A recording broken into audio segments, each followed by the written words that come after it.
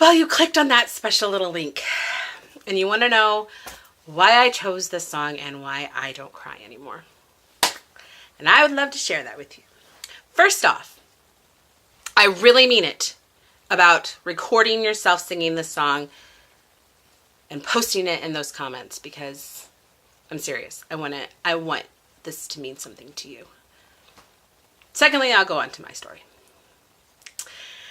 When I first heard This Is Me, I bawled my eyes out. I think everybody did. I laid in this bed, in this messy room, for 2 days straight. Sick, depressed, that song on repeat, and bawling my eyes out every single time I listened to it, which was all day long. Because I so badly wanted to be able to sing those words and mean it.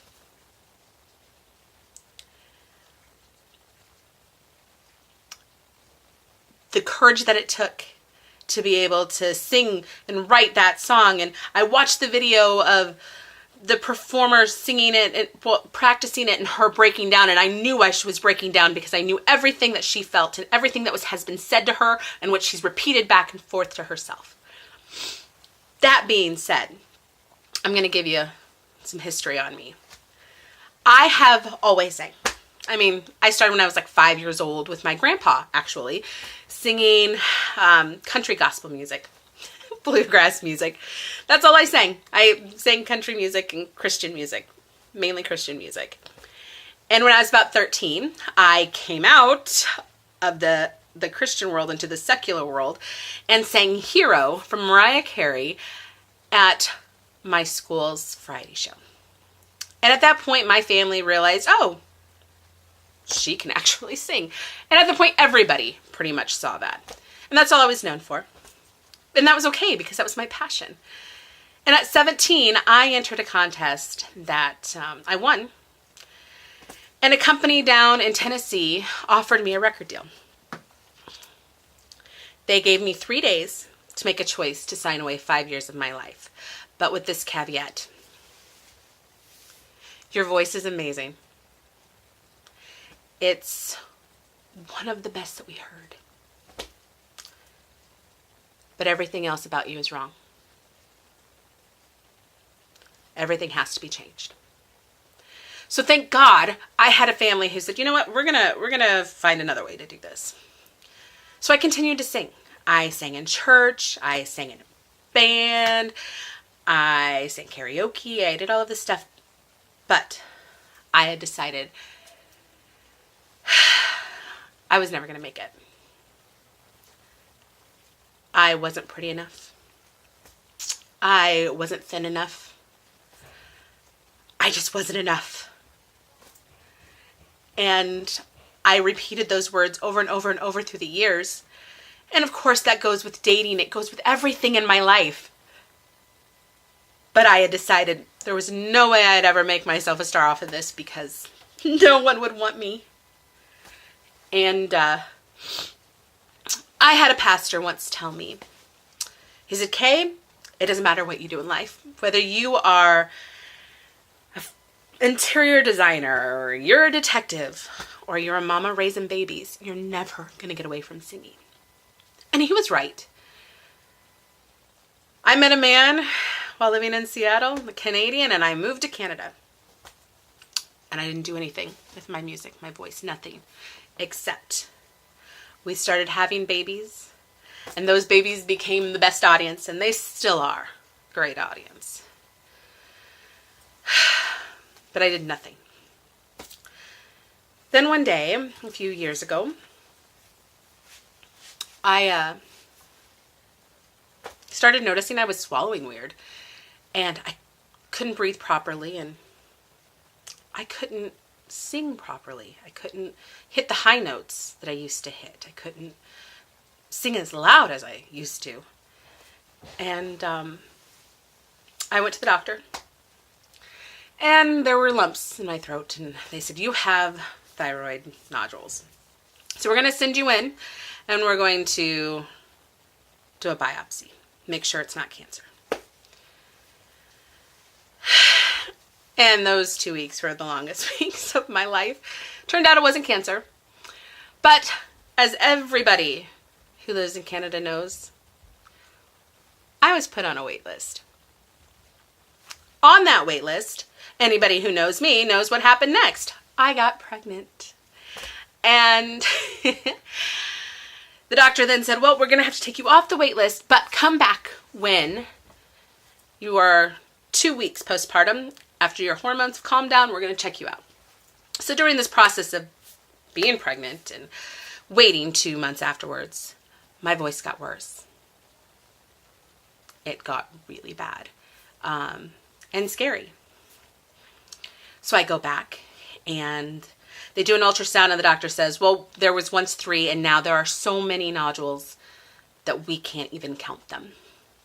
There's no reason, there's no question why you can't sing and why you can't talk and why all of this stuff's going on. So you go back on the waiting list. So throughout this waiting list, I'm freaking out to my doctor saying, I'm a singer. This is who I am. This is what I do. That's what I was. And he told me, I cannot guarantee that you will ever be able to sing again. And it broke me. And all of this regret. And then all of the reasons why I couldn't do it to begin with. It was a vicious cycle. And I finally broke down and I prayed and I said, God, if you get me through this, I promise I will do something with my voice. I don't want to waste it. So I get the surgery. I got my voice back. And also this beautiful scar. Anybody who sees me looks at me funny at first, and then some people say, oh, you had your thyroid taken out. Other people just look at me like, why do you have a huge scar? I had a huge, horrible kitchen accident, man. Anyway, I made the promise, and I went on with my life. Now I have these 3 beautiful little boys, and my life is busy, and everybody's pressuring me. You got to try out for the voice. You got to do this. You got to do this. I'm like, yeah, maybe someday I will. Now, come to recently, my family's put under financial stress because of my husband's place of employment. Messed up royally. Anybody in Canada who understands royally understands what that was. Anyway, they basically threatened us with homelessness. They didn't care. And I'm going through my brain, what can I do? What can I do? What can I do? Because I'm just a stay-at-home mom. That's it. I may have all of these different kinds of likes and passions, but I'm not doing anything with them because I'm not good enough. And my best friend, well, one of my best friends and sister, Mo, I love you, PMs me and says, Kay, I think it's time that you audition for The Voice. And finally something clicked in me. You know what? You're right. I have nothing left to lose. Rejection is not going to kill. It's not going to kill me. I can do this, right? And now everything comes back into my head of the reasons why I can't. I am now huge, in my opinion. After 10 pregnancies, I have rosacea from having all of these babies. I have this huge scar on my neck. I have all of these things that physically stop me. And I'm deciding I'm going to commit. I'm going to do this. I am going to put myself out into the world. And that's it. So then I hear this song and it shakes everything in me because I know what that's like. And I know that feeling of feeling not good enough. So last night I decided I needed to practice because I was going to do this song. And even just the mention of it, I tell my friend, I'm going to do this song. And I can't even think about it without crying. And everybody laughs and chuckles because they're the same way. But I started practicing. And all of a sudden it hits me. This is it. This is who I am. You know what? I may never be different than what I am right now. I mean, I pray I am. I won't be the same person in a year. That's what my prayer is. But if I'm not, I need to be okay with who I am and what I'm doing and what I can put out there. And I may completely fail at this voice thing. And that's okay, because I did something.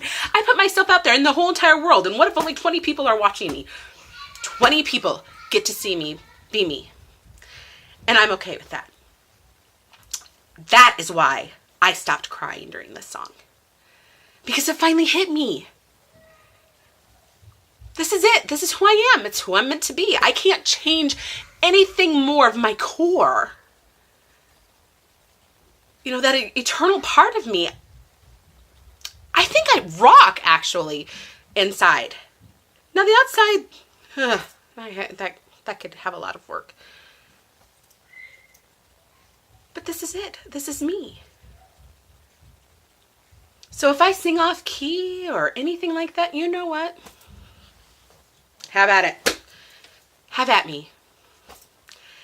Because I'm telling you what, no one could really say anything worse than what I've told myself. And I'm not dead. I'm alive. And I'm going to live.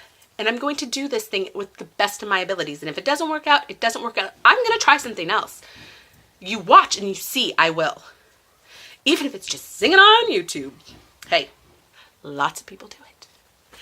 So, that is why I picked this song. And that is why I don't cry. And I am, again, serious. I'm going to push it again. Share that link a bazillion times, please. Not because I want me to be heard, but I want people to get to the point that they sing that song and they actually believe it. Where they can sing that song and not cry. I don't care if they're tone deaf, if they can't sing at all. Record the song, put it down in those comments because I want to hear it. I want to be a part of that world that gets to hear and see the real declaration of belief and that I am, this is me, this is it. So please, please, please share that video. And do it yourself, please. You're not going to see anybody. I don't see you, YouTube world. Until now. I want to now. I love you guys. Thank you. There's a subscribe button. There's my playlist. And there's the song. There's a link back to the song so that you can go back to that song and share it so that somebody else will sing it. Of course, don't do that until after you do. I love you guys.